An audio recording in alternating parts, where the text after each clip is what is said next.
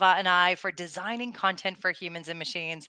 I think what's most fun is that you've got a person thinking about humans and a person thinking about machines, and we're going to put our ideas together and share them with you. Now, the agenda today, we're going to make sure you know who we are, what our background is, and then we're going to talk just a little bit about setting the stage. Like, how is the world changing today? And what do you need to know about what's changing in search? Then we're going to dig into the meat. We're going to talk about optimizing content for humans and machines. We're going to talk about structure. We're going to cover context. And then we're going to finish off with the agentic web, sort of what's new, what's real, and what do you need to be thinking for. In the chat, I kicked us off. Please, we'd love to hear where you're joining from, what city you're in. If you want to share what company you're with, we'd love to hear it. And then also, if you have questions, feel free to put those in. Ahava and I love answering questions on the fly. We've got people from New Jersey and from Vermont, from Vancouver. Absolutely love it. Welcome. I'm your host today. My name is Martha van Berkel, and I always like to introduce myself with a knowledge graph. So it's who I am and how I'm connected to other things in the world. You can see on the bottom, I have a technical background. I went to MIT and I studied engineering. I am Canadian and I'm the CEO and co founder here at Schema App. I did grow up in enterprise, and there I learned a ton about sort of how to help large organizations be innovative and be agile. And that's what I really love to do at Schema App is we help enterprises scale their schema markup. I know a thing or two about schema markup, and I'll share my knowledge today. I also used to drive a 1965 Austin Healey Sprite. And this is a picture of my car. And my actual car was in the movie called Losing Chase that Kevin Bacon directed. Now, hopefully, all of you are loving this because you can now win the 6 Degrees of Kevin Bacon game. And your brother just bought that car. Amazing. Love that, Emily. Um, but one of the things is that you've inferred that you can win the game because you understand the relationships between me, my car, the movie, and Kevin Bacon. And that inferencing is the same thing that search and AI do when it reads content on your site and the schema markup in order to answer questions. Well, speaking of content, let me introduce my co-speaker. Ahava, over to you. Thank you so much, Martha. It's great to be here. I just want to let you know that I'm having so much fun. So I'm Ahava, and I am the founder and CEO of AHA Media Group. I am an American. I used to work at the Federal Energy Regulatory Commission, which is summarized as FERC. I know about healthcare content a little, right? A little bit. I went to Georgetown for my master's thesis, and I wrote it on Dirty Dancing and Save the Last Dance. If you don't believe me, you can search both Google and the LLMs for that information. But I think what I'm most known for is my love of Taylor Swift. I went to 4 Eras Tours concerts. I will never retire, but that's okay because it was worth every memory. Amazing. I love that. So let's jump in and talk about search. Ahava, why don't you set the stage for us? So I think that the most important thing to remember is that this is what it used to look like in 2019. You know, you had these blue links, people got to peruse through them, they scanned through them, the descriptor tags, they click on the pages that they wanted. And now you're not really seeing that anymore. Instead, what you're seeing is the AI search overviews. And so that's an issue really for healthcare because a lot of us existed on being publishers and developing information for patients and referring physicians about what services they could find at those healthcare institutions. And now people don't have to go to your website. They can just find the answer right there. And Google allows them to also go through what people also ask. So there's also a lot more conversational queries, and we're going to talk about that today in the webinar and what that means for you, both for writing and for schema. The other really interesting thing that's happening in search, and I think that this is search and it's also consumer behaviors, is that people are not just starting on Google anymore. They're looking for you on YouTube, or they're finding you on YouTube. They're looking for you on LinkedIn. They might be starting at Instagram. I have a 20-year-old and a 22-year-old. Unfortunately, I think a lot of their searches start on TikTok, which obviously makes me nervous. And then they're also going, we know there's proof that usage within these large language models are increasing, ChatGPT, Google, Gemini. So I think that we have to remember that people can find us everywhere now. Now, we knew that they could before, but we really focused on Google, and now it's all changing. And that means that we have to adapt in the way that we both produce our content and in the way that we tell the machines what the content means. I love this. And When I think about it, there's this like fracturing of the search experience. And so when I'm working with our enterprise clients and our health systems, a lot of what I focus on is like, but where are the most people interacting? And so that is still Google. So Google still owns 91% of the search market. And then on the AI kind of chatbot side, ChatGPT, I would say was like the big player there. Now, what's interesting is that OpenAI launched their new browser yesterday, so called Atlas. And part of their goal in my, reading through sort of how they're positioning it is to really disrupt Chrome, which is like how Google owns so much of the search experience. Now, what's also interesting is Microsoft, is a big player sort of with OpenAI and ChatGPT, and they have Bing. So it's going to be interesting sort of how this further fractures out, with the fact that the browsers are now sort of, I would say under attack as to sort of where things are playing. So interesting, I would say, well, as we see this evolve, but I would say like these are the two places that we want to optimize the most for and think about. And ChatGPT doesn't give us metrics. So that also makes it really fun and interesting. Yeah, absolutely. I do want to say that I think for a lot of marketers out there right now, they can't measure the web that we've already built. Yeah. So it's sort of like we laid this groundwork, but we have no pipes, we have no information flowing through to tell us what to do. And so that's going to make it really interesting to see what happens. But Martha, I would love for you to talk through what the expectation now is around what people, whether they're starting on Atlas or they're starting on Google or they're starting within ChatGPT, what are they searching for now?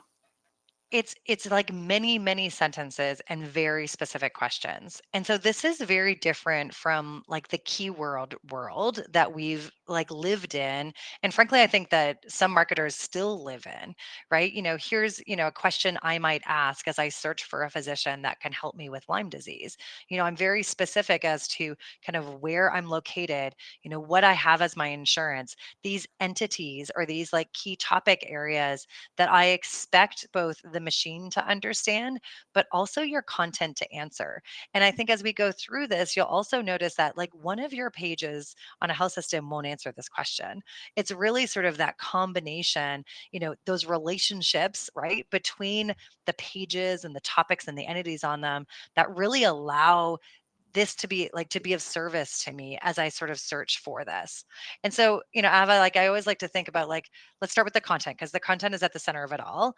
Like, where Absolutely. do we like now that this is how consumers are looking, like where should we start with content? Yeah. So I think that I've been talking about this a lot. I've been running workshops. I'm actually going to run one at HCIC about this. And I've been using Legos. And what I do is in the workshop, I sort of pull up, like write a press release. And these are what these colors of these Legos represent. So blue is a headline and, pink is an intro copy and that kind of thing. And then I say, okay, take the press release and turn it into a blog using the same Legos. And what it really brings home, I think, is that there's so many reusable pieces of content. You don't have to open up a Word document or a Google, doc and start typing from the beginning. You really do have all these elements available to you, and you can reassemble them if you have them in blocks that are reusable components.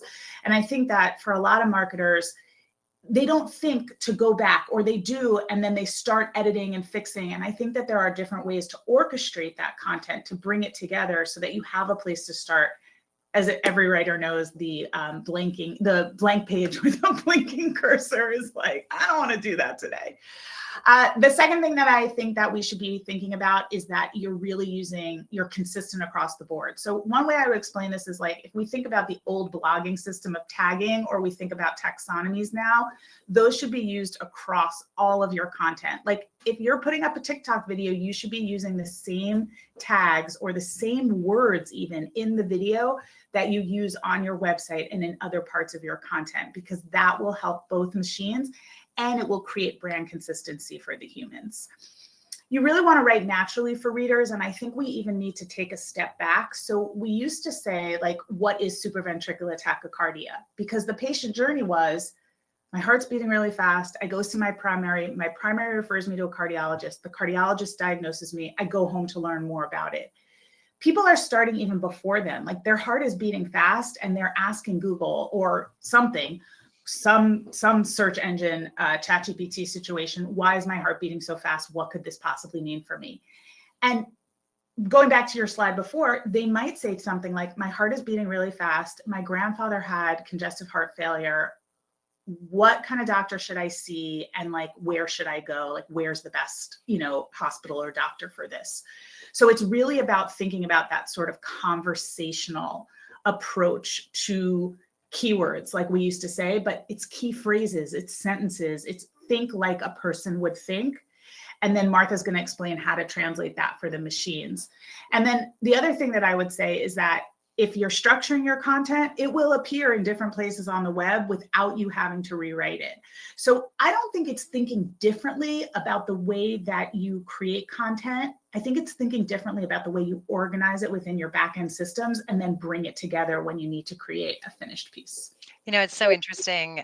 As you talked about this, it made me think Microsoft actually just published an article that was talking about, how to write for AI and machines. And I'll get my team to share it in here.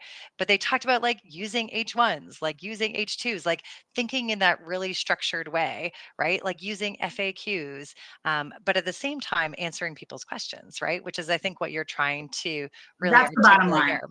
It's the bottom line. People do not come to your content because they're looking to be entertained. That's not the business that we're in.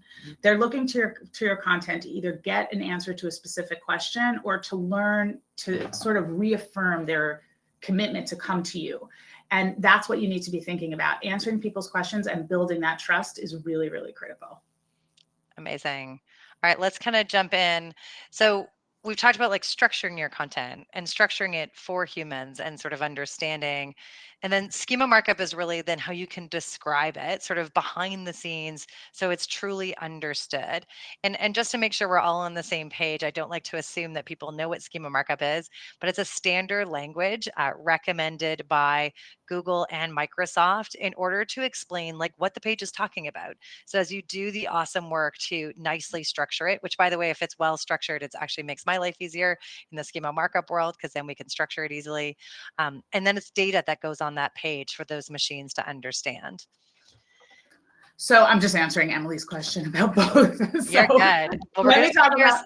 Yeah, so we're going to talk about understanding and context now, right? Yeah, It's like which is really critical because it's what connects the content to the meaning that the machines can understand. So basically what schema markup does, if I understand it correctly, Martha, is that it has a glossary and it tells the machine, this is a physician, this is a physician bio, this is the hospital that the physician is connected to, this is the location that the physician practices at. Correct. And when you think about that long query that we showed before, if you don't have this translation, you're not connecting those things and nobody's going to be able to get the answer that they need. So it's really critical to do that.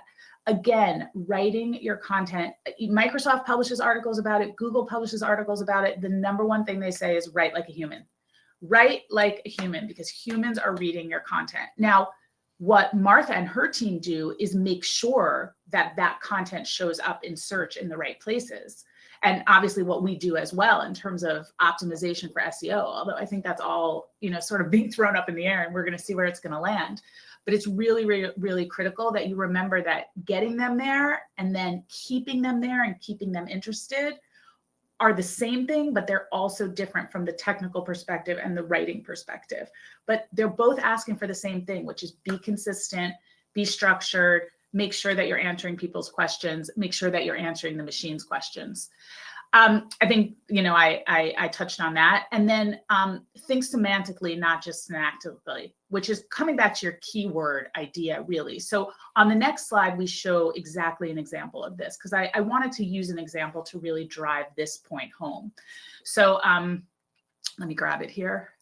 Okay, so this is what we used to write. We would write something like, learn more about our care options. Now, I think that a human being can understand that, right? They're on a hospital website or they're in a healthcare organization's content. They know what they mean by care options.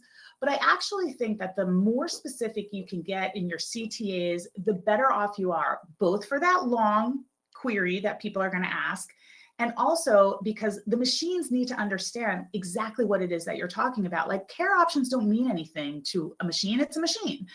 Now, instead, what we want to say is, learn more about our cardiology services. So you're giving them the subject matter. That person who's asking, my grandfather had heart failure, and I now have a heart beating too fast. You're saying, and how our heart specialists care for patients, which is empathetic, kind, human language. But it also tells the machines, these are the entities, the services, and the specialists that we're talking about. And then care for patients with coronary artery disease. So the LLM may spit back, you may have coronary artery disease, or you may have heart failure. You should probably see a doctor who is a heart specialist. And that's exactly what writing this way now will get you for both these long, sentence answers, and also for patients to feel like they understand exactly what's going to happen for them after the jump. And I've always said, like, the experience of being on your website or interacting with your content is that experience that shows them whether or not they want to continue to interact with your brand. And if they can't trust what you tell them is going to happen to them after the link, they may not trust when they go into the doctor's office and say, my heart is beating too fast. So we always want to build that relationship. I love the focus on trust for humans, right? So the language is building trust. And especially like in healthcare, right? Like trust is so important, right? Because like we're talking about, our lives, right? Your Like our, health. our Yeah. health, right? I think it's the most important thing to people, except their money, which once your health is threatened, your health becomes more important Yeah. to you. And it's interesting because I think of like how we articulate trust for humans. We talk about authority with regards to, and I'll say machines because I do mean AI, search, and then eventually agents. And so I want to talk a little bit about, how do we build authority? And if we go again back to that example where I was asking about, how do I find a Lyme disease expert in Manhattan who takes my, United Healthcare, insurance, the things that we highlighted were entities, like those things that are really sort of defining a noun, like or a topic, something that's like really important that you're likely an expert in, right? Or sort of your health system as an expert in. And so I always like to tie back that schema markup. People again think of it as like SEO optimization, but it's also a language, right? Like it's the language actually to define those entities, and most importantly, define the relationship, right? Yeah. So you know Connection. exactly. You just talked about context, and the only way that context is understood is like when we understand relationships. And so one of the things that I've been giving as action items, am I doing schema markup that provides the right context that's going to allow me truly to make sure that my content's being understood, is around entity linking. And entity linking, there's two different types. So one is with regards to external entity linking. So this is where you're using external kind of well-known definitions. So that could be Wikipedia, Wikidata, Google's knowledge graph. It could also be sort of a medical sort of definition. So perhaps I know there's like different numbers associated to services you provide. You can get as nerdy as that and kind of tie ICD-10 those in. codes. Yeah. Yeah, but the idea here is that you're being really clear as to what your pages are being talked about, and you're also being clear as to sort of like what the context is. So in this case, we're sort of saying that we're mentioning Winter Park in Florida. Now, you can also do this with internal entity linking. So there may be a page on your site, perhaps, where you're talking specifically about, the service that you're offering, or in this case, a doctor, where we're actually then saying like, this is the page that's talking very specifically about this one. I love this when we're talking about conditions or we're talking about specific medical services that you're providing. Maybe it's your page on cardiology. And in the past, people would think of this as kind of backlinking within the site, right? You sort of where you're putting like an actual hyperlink, but the hyperlink with context is actually more important. And the reason it's more important and why it's so important in today's day is really because of this inferencing. It's because it allows the machines to confidently understand that beautifully written, kind of human written content that you've written. And we've also seen it move the needle, right? We've seen this move the needle on kind of non-branded query performance. We've also seen it move the needle on AI overviews. So again, sort of those core metrics, the things we can measure today, not only driving understanding, but also driving those kind of metrics. Right. And the only way that somebody would be able to type into a search engine or an LLM does Martha van Berkel have any relationship to Kevin Bacon is through these relationships. Otherwise, it wouldn't know. And it's the same thing with making an appointment with United Healthcare and Lyme disease. It won't be able to translate what the patients are really looking for, what those combination of searches are. And without it, it doesn't work. Without great content, you don't convince the patient that this is the right place for them to come. Exactly. I think the other piece is that like it also grounds hallucinations, right? So in a time where we're also managing risk, there's a ton of research around knowledge graphs, you know, allowing LLMs to do more accurate answers, and sort of solve our hallucinations problem. And so again, in a healthcare or finance, when you're in a regulated environment, it's so important that the answers you're providing are correct, right? That also then builds trust. Because there's so much health misinformation out there in general. I think I didn't know that this grounds the LLM. There you go. Yeah, so that's a great piece to know, and it's a great piece to talk about because it's really, really necessary in healthcare. There's too much garbage floating around on the internet, and AI, unfortunately, we know does make stuff up. So the more that we can do to make sure that that's not happening, I think the better off we all are. Right. And I'll maybe have my team sort of post, like we do have some research. I recorded just a video yesterday. I can share around some of the research around it. Okay, let's talk future. I love this quote from Tim Berners-Lee and Ora Laszlo and James Hendler from Scientific America in 2001. Okay, so let's be clear, like this is not new. But he talked about like the semantic web vision, that this is sort of, where, things will be understood and agents will do work for you. Well, guess what? Atlas that was released yesterday, the vision for it is that you will live in it and have agents go and do that work for you. And so this vision is actually a reality today. And Kevin Scott, who's the CTO at Microsoft, he talked about the agentic web as being what he really thinks is going to, I think, happen like in the next 12 months. And he talked about like content being at the center of it all, but then that the agents will interact with these semantic layers in order to then, interact with that data. And so, again, structured data is at the core of this to ensure that, that memory piece, actually, as he describes it, and that reasoning piece are done again with confidence and without hallucinations. The other piece that I like to talk about is like this isn't sort of a future state, the agentic web. Like this is happening now. A couple weeks ago, OpenAI talked about like a partnership with Stripe and other kind of pieces where you can now make purchases directly in the actual like service or ChatGPT experience. And so you can imagine as a consumer, if I want to do that in order to order my lunch or in order to sort of, buy my next pair of boots, I'm absolutely going to want to be able to do it to book an appointment. And so I want to kind of call out that this isn't sort of a happening in 3 years kind of thing. This is like real and happening now. And one area that we've been exploring here at Schema App is something called NL Web. Actually, when Kevin Scott at Microsoft talked about sort of the agentic web, he was talking about making sure that it stays open. And so this open project from NL Web is led by RV Guha, who's actually the creator of schema.org.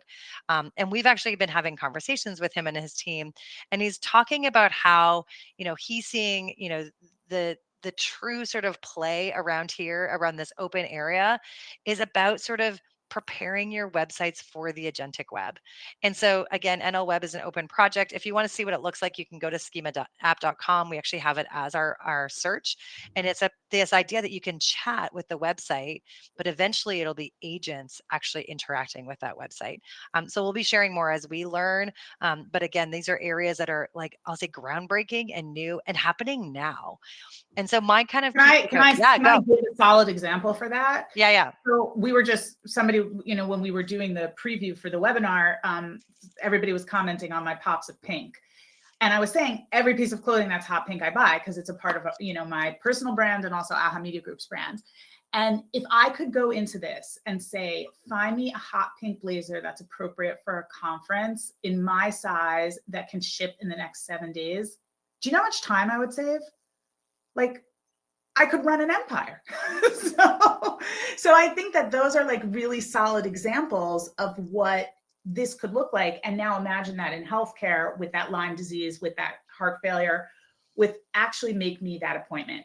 Now, a lot of healthcare marketers are probably listening to this and thinking to themselves, Ahava, the doctors won't open up their scheduling. Like, we can't get there. You can get there. Some scheduling is open, some scheduling will continue to open, and there will be ways to sort of have the agents triage the first maybe 2 or 3 steps and then move it over to the nurse navigators or the appropriate people in the call center to help. So just because that is a barrier right now, don't think that this isn't going to happen or that healthcare consumers aren't going to expect it. Actually, I think one of the key areas where there's big opportunity is like answering questions that are coming into the call centers in your content. Because actually, questions is one of the key areas people are using ChatGPT. And then you can avoid that call, right? While still getting that accurate answer out there. All right, we'll wrap up this piece and then we'll go to a couple questions. So, I really believe schema markup is that bridge between content and AI understanding. It's sort of that like taking that amazing human piece and making sure that it's really grounded for the machines to understand. Right. So I think it's just I think we made it pretty clear. Like, you need both. It's information, and then there's schema markup to explain that information to the machines, as we've been calling them. And then there's content to build that trust and rapport and understanding for a human. You can't have one without the other. If you don't have great content, schema markup's not going to help you because it's not going to convince the patient. And if you don't have great schema markup, you're not building for the future for these relationships and for what people are going to expect out of their search. And the other thing I forgot to mention is like you can also use the vocabulary of schema.org to look at what the machines want to know about certain topics. So if you're a content writer, you can look to see what they're looking for from machine for like in the vocabulary. Okay, we have a couple questions. So let's start with Cody's here. How do we know if our content is structured well behind the scenes, as well as how do we know if we have schema markup? So why don't you start with the content side, Ahava? How do you know if Your content is well structured. well, if you're using H1s, H2s, and you're properly putting in all the metadata that we typically use for best practices for SEO, then you know that you're there. Now you can answer the question about the schema markup itself. So the schema markup, there's you can actually go and test your schema markup. So there's tools out there that you can actually look at it. The first thing I would do is like, is it on there and is it actually describing what the page is about? Usually people talking about medical webpage or webpage is something really generic. The second thing is like, do you see any connections? And so you'll see that like, often the publisher is like ties back to your homepage, or sometimes we'll just say that the organization's name and not give the URL, but the URL is actually where the robot's going to go to find out more about it. And then you can also see if you're doing anything around entity linking. External entity linking is more common, but again, most people are doing the basics. The basics is just like, are you talking about the piece? If you are curious and you are a health system, feel free to reach out to us. Also, that's part of our process is getting curious with you and having a look at your site with you. Yeah. The other question that, I really wanted to look at here is, how do you approach situations where writing for AI GEO may conflict with UX best practices? For example, the longer learn more about text may not fit into a button and is less scannable. What do you prioritize in these cases? So I think that's a really good point. And I think that this is partly where designers are so important, and they can help you think about how to change those buttons. Like, maybe we put that text there and then the button says, take me there. And that's a real departure from what we've done in the past. But we have to start thinking about these buttons differently, because you can't get all that information in there. But the simple text of having it there is going to be read by everybody. So I think that there's a way, see my options might be a button, or see the doctors, or whatever it is. But I think playing with this, A/B testing it, thinking it through with your designers, with your UX team is really, really critical. Yep, love that. There's another great comment call out by Darren here. Like, your schema markup does have to reflect what's on the page. So it does start with the content, right? So you can't, just like keyword stuffing, you shouldn't do schema markup stuffing. It all starts with content. We're seeing more now than ever SEO teams and content teams work hand in hand in order to sort of, make sure that they're actually, working towards that vision of being future proofed and ready. Yeah, I will give a really important example of that. So at Aha Media Group, we interview stakeholders all the time, the subject matter experts. And our writers do the SEO research before they talk to the stakeholders and show them the terms that they found. And then they say to the stakeholders, What do you hear patients calling it? What do you hear your key audiences calling it? What are some like colloquial terms around this? And that's a really critical part. So what is supraventricular tachycardia? Does not do well in search. What is SVT? Does great. And that's a perfect example of talking to the stakeholders, getting the keyword and the search, let's stop calling it keywords, the search data, and figuring out what really makes the most sense. And then in the structured schema, SVT equals supraventricular tachycardia. You got it. That's a perfect example of any linking. Well, we're at time. I always like to wrap up on time. If you want to know more about mastering AI search, feel free to download, feel free to connect with me on LinkedIn. Ahava, how can people connect with you? So they can connect with me on LinkedIn as well. Also the link or the QR code to our Future of Search ebook about AI overviews and how healthcare marketers need to think about this. This is very specific for healthcare, so it should be really helpful, but Martha's team's thought leadership is unbelievable. I also want to let people know that we just did original research. We surveyed 1,000 people to find out how they deal with AI overviews when it comes to healthcare. And that research will be coming out soon. So if you'd like to sign up for our email, you will get a copy of that research and you'll be able to download it and learn more about it there. Amazing. Thanks so much for coming. There will be a recording of the session. It'll be sent out, and have a super day. Thank you, everybody.